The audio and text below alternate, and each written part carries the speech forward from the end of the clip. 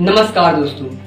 Chandrayaan 3 mission के बाद अब भारत की space agency ISRO सूर्ययान mission launch करने जा रही है और ये भारत का पहला स्पेस मिशन होगा सूर्य का और इसका नाम रखा गया है आदित्य L1 और यह एक संस्कृत भाषा का शब्द है जो सूर्य को परिभाषित करती है आदित्य।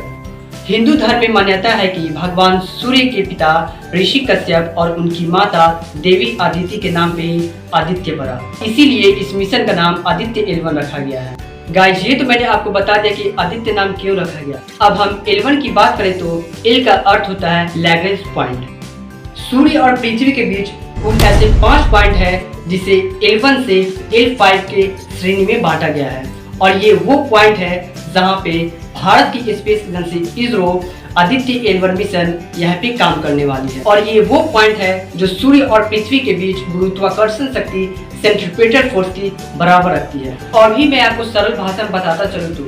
पृथ्वी के पास जैसे ग्रेविटेशनल फोर्स होती है वैसे ही सूर्य के पास भी अपनी गुरुत्वाकर्षण शक्ति होती है और ये पृथ्वी के मुताबिक सूर्य की ग्रेविटेशनल फोर्स पृथ्वी से कहीं ज्यादा अधिक होती है, लेकिन इस दौरान सूर्य और पृथ्वी के बीच कुछ ऐसे भी पॉइंट्स हैं जहां दोनों की गुरुत्वाकर्षण शक्ति एक दूसरे को संतुलित करती है और L1 पॉइंट उन्हीं में से एक है और आदित्य L1 मिशन इसी पॉइंट पे स्थापित होगा। इस पॉइंट को इसरो ने सिलेक्ट इसलिए किया है कि सूर्य इसे ना तो अपनी तरफ खींच पाएगा और ना ही पृथ्वी इसे अपनी तरफ खींचेगी और ये मिशन L1 पॉइंट के चारों तरफ घूमते हुए सूर्य के स्वभाव, स्वर्ग, तूफान और अलग अलग सूर्य की लेयर की जानकारी प्राप्त करेगा। पृथ्वी और सूर्य की दूरी लगभग 15 करोड़ किलोमीटर है और पृथ्वी से L1 पॉइंट तक लगभग 15 लाख किलोमीटर है। इसका मतलब यह है कि इसरो का यह मिशन पृथ्वी से सूर्य की दूरी का केवल 1% भाग ही कवर करने वाला है। गाइस, यह मिशन चंद्रयान की तरह सूर्य की सतह पर लैंडिंग नहीं करेगा बल्कि सूर्य से 14 करोड़ 85 लाख किलोमीटर दूर रहते हुए सूर्य को देखेगा और उसके वातावरण को समझने की कोशिश करेगा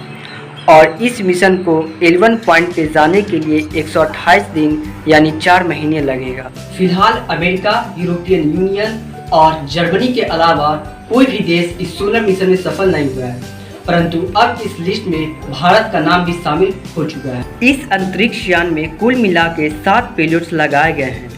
और ये सारे उपकरण सूर्य के कोरोना,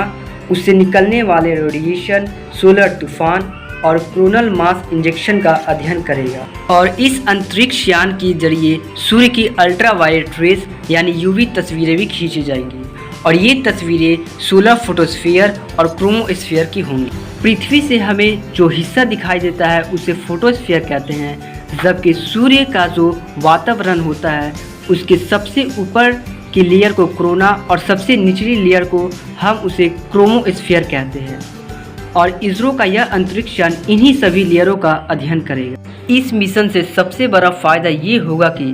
इंसान सूर्य की तापमान और सौर्य घटनाओं को समझ पाएगा। हमारे वैज्ञानिक ये मानते हैं कि अगर ये सौर्य तूफान शक्तिशाली हो तो ये अंतरिक्ष में मौजूद सभी सैटेलाइट्स को नुकसान पहुंचा सकते हैं,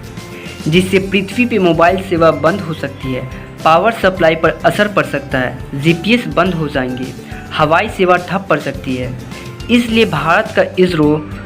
इन सभी स्वर्ग तूफानों को समझना चाहता है, इससे पूरी दुनिया को फायदा हो। इसरो का आदित्य L1 अंतरिक्ष यान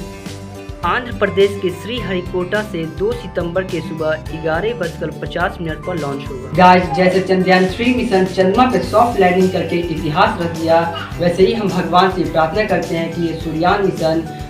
सफलतापूर्वक सफल हो जाए। और प्लीज़ आप चैनल नए तो सब्सक्राइब जरूर कर ले और प्लीज़ कमेंट में लिखना ना भूलें कि आपको ये वीडियो कैसा